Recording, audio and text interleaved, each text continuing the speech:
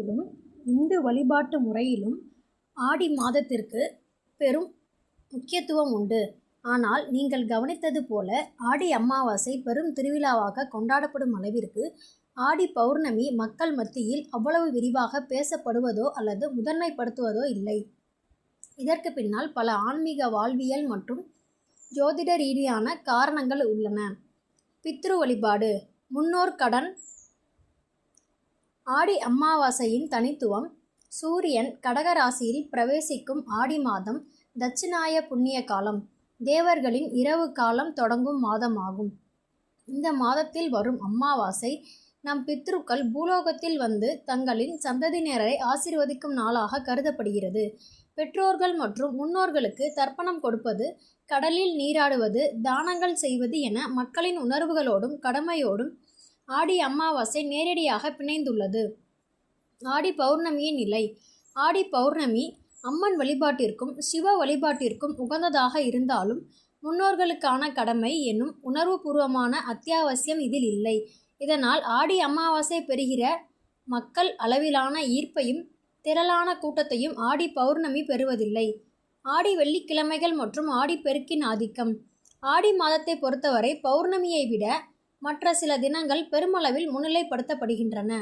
ஆடி வெள்ளி மற்றும் செவ்வாய்: ஆடி மாதத்து வெள்ளிக்கிழமைகளும் செவ்வாய்க்கிழமைகளும் அம்மன் வழிபாட்டிற்கு மிகவும் உகந்ததாக கருதப்பட்டு வீடுகளிலும் கோயில்களிலும் கூழ்வார்த்தல், விளக்கு பூஜை என பிரம்மாண்டமாக கொண்டாடப்படுகின்றன.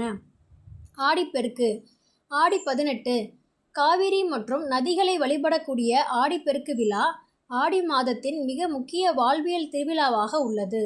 ஆடி மாதத்தின் ஆன்மீக களம்: ஏற்கனவே வெள்ளிக்கிழமைகள், ஆடிப்பெருக்கு, ஆடி அமாவாசை ஆகியவற்றால் நிரம்பி விடுவதால் ஆடி பௌர்ணமிக்கான பிரத்யேக கவனம் சற்று குறைந்து விடுகிறது. பிற மாத பௌர்ணமிகளின் ஒப்பீட்டு முக்கியத்துவம்: தமிழர்களின் வழிபாட்டில் ஒவ்வொரு மாத பௌர்ணமிக்கும் ஒரு பிரத்யேக திருவிழா உண்டு. ஆனால் ஆடி பௌர்ணமியை விட மற்ற மாத பௌர்ணமிகள் மிக சிறப்பு வாய்ந்ததாக கருதப்படுகின்றன. சித்திரா பௌர்ணமி சித்திரகுப்தன் வழிபாடு மற்றும் வருடத்தின் முதன்மை பௌர்ணமி. வைகாசி விசாகம் முருகப்பெருமான் அவதரித்த பௌர்ணமி.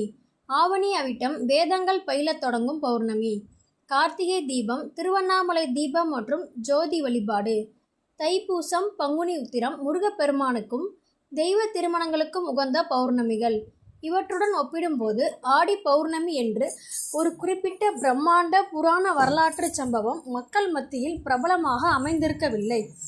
ஆடி பௌர்ணமிக்கு உரிய சிறப்பு பெயர்கள் மற்றும் பண்டிகைகள்: ஆடி பௌர்ணமி முற்றிலும் தவிர்க்கப்படும் நாள் அல்ல. அது வேறு சில பெயர்களில் வட மாநிலங்களிலும் குறிப்பிட்ட பிரிவினராலும் முதன்மையாக கொண்டாடப்படுகிறது. குரு பூர்ணிமா: ஆடி பௌர்ணமியே குரு பூர்ணிமாவாக கொண்டாடப்படுகிறது. வேதங்களை தொகுத்த வியாச மகரிஷியை போற்றும் நாளாகவும் ஆன்மீக குருமார்களை வழிபடும் நாளாகவும் இது அமைகிறது.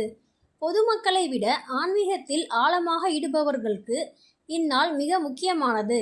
ஹயக்ரீவர் அவதாரம்: வித்யாகாரனான ஸ்ரீ ஹயக்ரீவர் அவதரித்த நாளாகவும் ஆடி பௌர்ணமி போற்றப்படுகிறது. வரலட்சுமி விரதம்: ஆடி பௌர்ணமிக்கு முன்னால் வரும் வெள்ளிக்கிழமையில் வரலட்சுமி நோன்பு கடைபிடிக்கப்படுகிறது. இதனால் கவனம் பௌர்ணமியை விட அந்த வெள்ளிக்கிழமையின் மீது அதிகமாகிறது. ஆடி அமாவாசை என்பது முன்னோர் வழிபாடு என்றும் குடும்பம் மற்றும் பரம்பரை சார்ந்த கடமையோடு பிணைந்திருப்பதால் அது சாமானிய மக்களையும் பெருமளவில் சென்றடைகிறது. ஆனால் ஆடி பௌர்ணமி என்பது குரு வழிபாடு மற்றும் சிறப்பு பூஜைகள் சார்ந்ததாக இருப்பதால் அது ஒரு குறிப்பிட்ட ஆன்மீக வட்டத்திற்குள் மட்டுமே பெரிதும் அனுஷ்டிக்கப்படுகிறது. இதுவே ஆடி அமாவாசை அளவிற்கு ஆடி பௌர்ணமி பிரபலம் அடையாமல் போனதற்கான முதன்மையான காரணமாகும்.